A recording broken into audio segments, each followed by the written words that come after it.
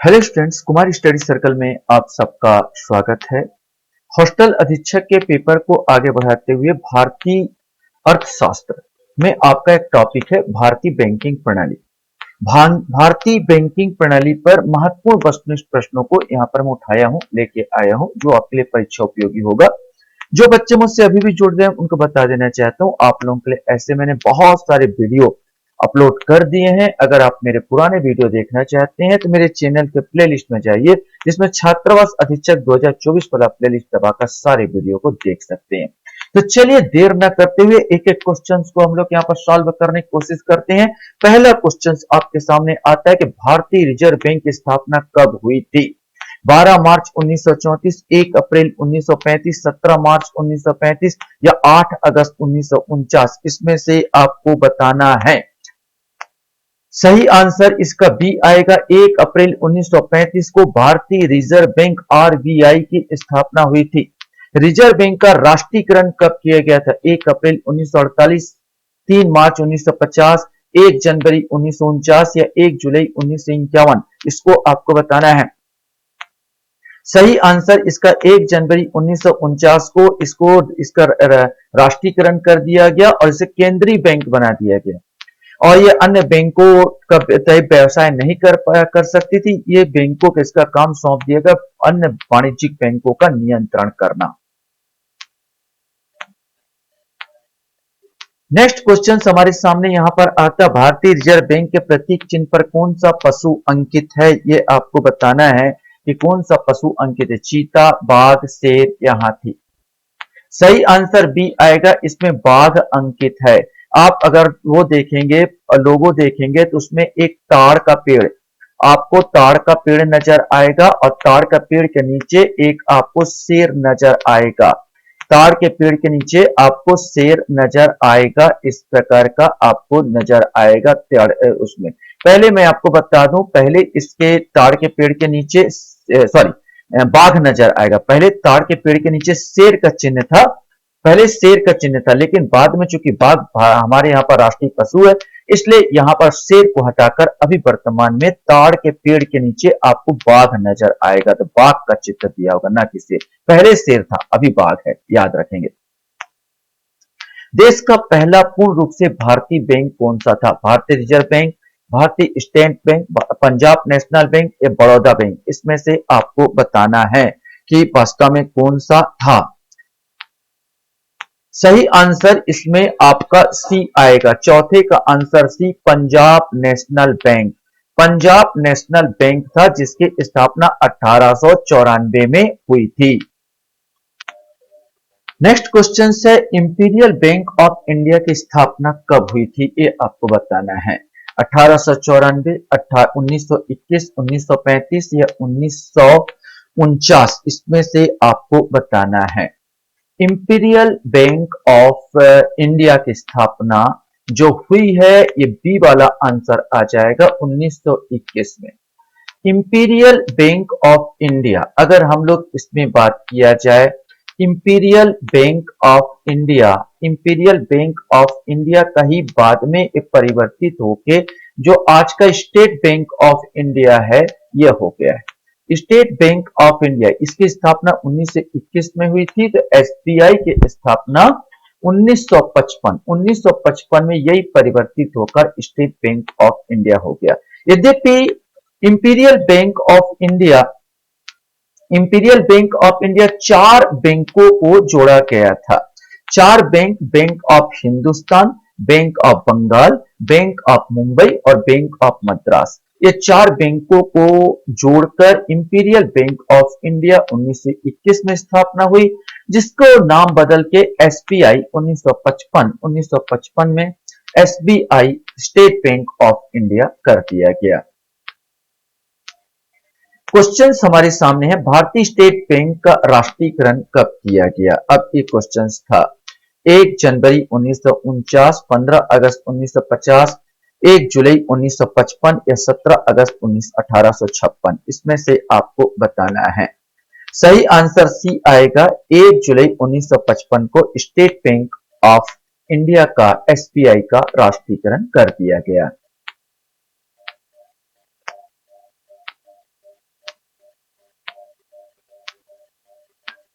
Question हमारे सामने यहाँ पर आता है, निम्न में से किस अनुसूची में शामिल बैंकों को अनुसूचित बैंक कहा जाता है? इसमें बताना है बैंकिंग नियमन अधिनियम की दूसरी अनुसूची, संविधान की दूसरी अनुसूची, भारतीय रिजर्व बैंक अधिनियम की दूसरी अनुसूची या उपरोक्त में से कोई नहीं। सही आंसर सी आएगा, भारतीय रिजर्व बैंक अधिनियम की दूसरी अनुसूची।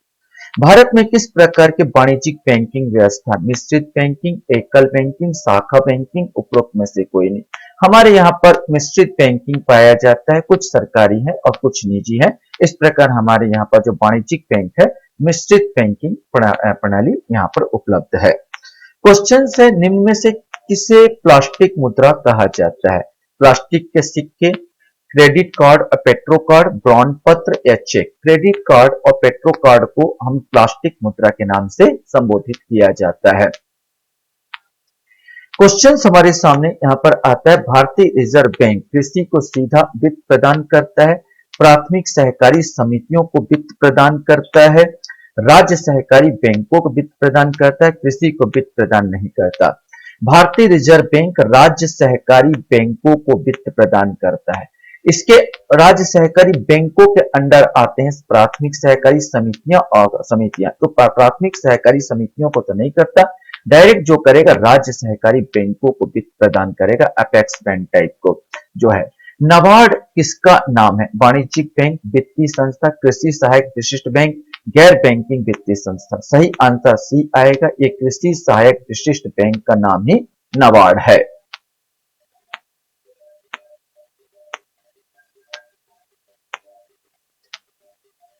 क्वेश्चन से, भारत में बैंकों का पहली बार राष्ट्रीयकरण कब किया गया? ये क्वेश्चन से 1950, 1960, 1969, 1989।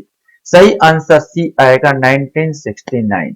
19 जुलाई 1969 को 14 बैंकों का राष्ट्रीयकरण कर दिया गया, जिनकी जमा पूंजी जो थी 50 करोड़ के आसपास थी। माने 50 करोड़ जिनकी जमा पूंजी थी, जिनके पास, उन 14 बैंकों का राष्ट्रीयकरण कर दिया गया था 1969 को। दूसरी बार में जिनके पास 200 करोड़ थी, उनका राष्ट्रीयकरण किया गया था। कौन सा बैंक पहले इंपीरियल बैंक ऑफ इंडिया कहलाता था? हमने पूरा डिटेल समझाया, तो वैसे भी आप बता दिए होंगे। SBI, state bank of India को इंपीरियल बैंक ऑफ इंडिया के नाम से जाना जाता था। क्वेश्चन हमारे सामने आता है, भारत में 1 रुपए के नोट तथा सिक्के और छोटे सिक्के जारी किए जाते हैं। भारतीय रिजर्व बैंक द्वारा, भारत सरकार द्वारा, भारतीय स्टेट बैंक द्वारा, भारतीय यूनिट ट्रस्ट द्वारा। तो ये जो 1 रुपए और के नोट जो जारी किए जाते हैं, छोटे सिक्के, ये भारत सरकार द्वारा जारी किए जाते हैं। निम्न में से किस बैंक खाते में रुपए की जगह शेयर एवं बॉन्ड रखे जाते हैं? Savings account, recurring account, demat account या करेंट अकाउंट। तो ये सही आंसर सी आएगा, डीमैट अकाउंट। सेविंग अकाउंट जो आप लोग पासबुक खोलते हो, 3 प्रकार के होते हैं। सेविंग, जिसमें आप सेविंग करते हो। रिकरिंग जो होता है अकाउंट, जो होता है उसमें एक मंथली कुछ ना कुछ पैसे, माने 500 जब बंद रहता है, हर मंथ 500 रुपए जमा करना पड़ता है, या 1000 जितना आप बंधा लीजिए, और फिर 15 साल बाद या 10 साल बाद एक मुश्त आपको ब्याज सहित दिया जाता है। रिकरिंग अकाउंट कहते हैं।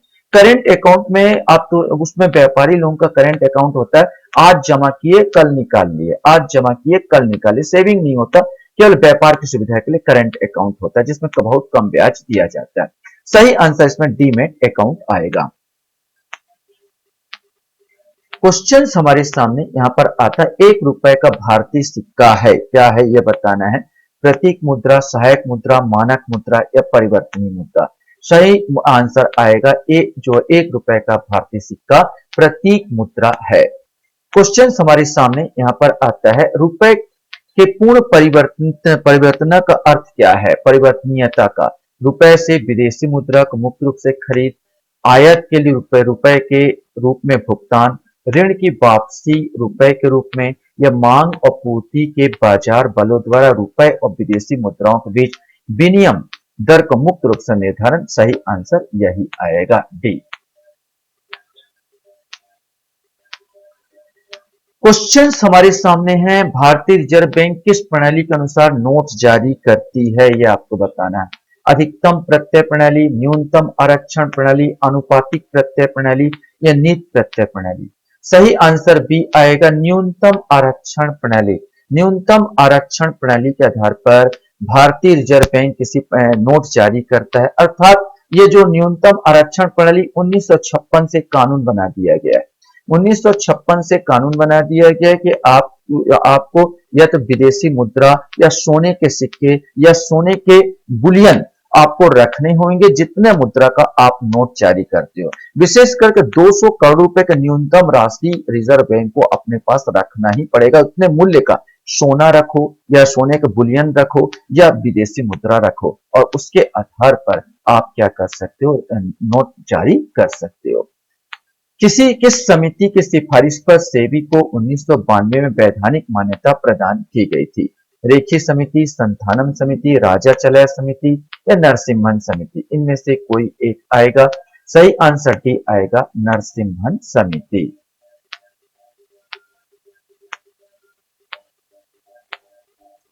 क्वेश्चन हमारे सामने, दुर्लभ मुद्रा किसे कहते हैं?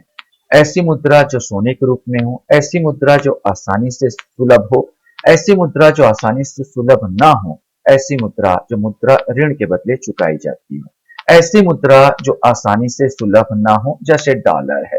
जैसे डॉलर आपको है, डॉलर इतना आसानी से किसी को मिल नहीं जाता। यूरो है, डॉलर है, ठीक है, पाउंड्स है, तो ये सब मुद्रा दुर्लभ मुद्रा के अंतर्गत आती है जिसकी हमेशा मांग बनी रहती है। भारतीय रिजर्व बैंक का लेखा वर्ष की अवधि क्या है? अप्रैल से मार्च, जुलाई से जून, जनवरी से दिसंबर या अगस्त से जुलाई? इसमें से कोई एक आएगा। सही आंसर भी आएगा, जुलाई से जून। क्वेश्चन हमारे सामने यहां पर आता, बैंक दर ब्याज की वह दर है, ये आपको बताना, बैंक दर ब्याज की वह दर है जिस पर जनता वाणिज्यिक बैंकों से ऋण लेती है, जिस पर जनता भारतीय रिजर्व बैंक से ऋण देती है, या जिस पर वाणिज्यिक बैंक भारतीय रिजर्व बैंक से ऋण लेते हैं, जिस पर वाणिज्यिक बैंक जनता से ऋण लेते हैं? सही आंसर सी आएगा, जिस पर वाणिज्यिक बैंक भारतीय रिजर्व बैंक से ऋण लेते हैं। ऐसे समझ लीजिए यहाँ पर आरबीआई का एक बैंक है और यहाँ पर मान लीजिए एसबीआई को यहाँ पर आपको लेना है, तो एसबीआई इससे 5,000 करोड़ रुपए मान लो ले ली है। 5,000 करोड़ रुपए 5% इंटरेस्ट पर ले ली, तो ये बैंक दर कहलाएगा। और ये बैंक क्या करते हैं, ये 5,000 आरबीआई से लेते हैं और आपको बांट देते हैं। 5% आरबीआई से लिए, आपको 7% पर, जैसे मान लिया जाए 7% पर दे दी। आरबीआई से अगर 7% पे ली तो आपको 10% पर दे दी। यही बीच का जिन लोग बिजनेस करते हैं। तो जिस पर वाणिज्यिक बैंक आरबीआई से जो ऋण लेती है उसी को बैंक दर कहा जाता है। अनुसूचित बैंकों को पंजीयन किसके पास करना होता है? तो जो भी बैंक होगा वो भारतीय रिजर्व बैंक के पास अपना पंजीयन कराएंगे, तब उसको मान्यता मिलती है।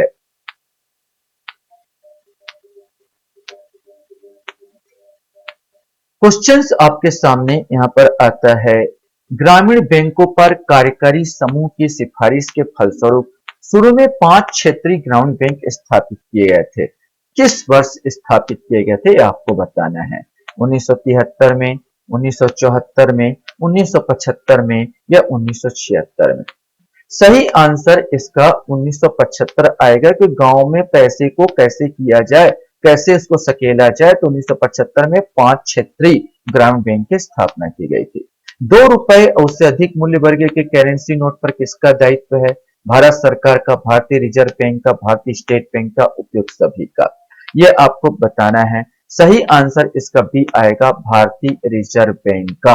मैंने 2 रुपए से अधिक मूल्य वर्ग करेंसी नोट किसका दायित्व? तो भारतीय रिजर्व बैंक का। क्वेश्चन आपके सामने है, भारतीय रिजर्व बैंक द्वारा जारी की गई करेंसी नोटों को निम्नलिखित महात्मा गांधी श्रृंखलाओं में से वह श्रृंखला कौन सी है जिस पर लाल किला निरूपित है? तो आप नोट निकाल के देख सकते हैं कि भाई किसमें, जो महात्मा गांधी के श्रृंखला में किसमें लाल किला बना हुआ था? 500 रुपए, 100 रुपए, 50 रुपए या 5 रुपए? यह आपको बताना है। तो सही आंसर ए आएगा, 500 रुपए में लाल किला बना हुआ है। नेक्स्ट क्वेश्चन हमारे सामने है, ऐसा क्वेश्चन अक्सर आता है, भारतीय रिजर्व बैंक द्वारा जारी की करेंसी नोट के निम्नलिखित महात्मा गांधी श्रृंखला में से वह श्रृंखला कौन सी जिस पर हम्पी हम्पी जो विजयपुरम का खंडहर है उसका निरूपित किया गया है। 500, 100, 50 या 5 रुपए, इसमें से आपको बताना है। सही आंसर ये आपको 50 रुपए के नोट में देखने को मिलेंगे। हम्पी का किला, विशेष करके पुराने नोट जो जारी किए गए थे। क्वेश्चन हमारे सामने यहां पर आता है, न्यूनतम आरक्षण प्रणाली के अंतर्गत जारी करने वाली एकमात्र प्राधिकारी के रूप में भारतीय रिजर्व बैंक को कम से कम कितने मूल्य की परिसंपत्तियां रखनी होती है? पढ़ाते वक्त मैं बता चुका था, आप जान गए होंगे अगर मेरी लेक्चर थोड़ा सा आपने सुना होगा।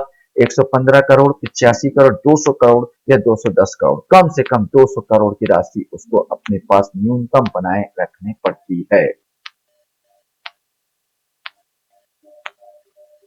क्वेश्चन हमारे सामने यहां पर आता है, सन 1969 में कितने प्रमुख बैंकों का राष्ट्रीयकरण हुआ था? उसे भी आपको मैं बता चुका हूं, 14, 13, 16 या 15। तो सही आंसर जब 19 जुलाई को 1969 को 14 प्रमुख बैंकों का राष्ट्रीयकरण किया गया था।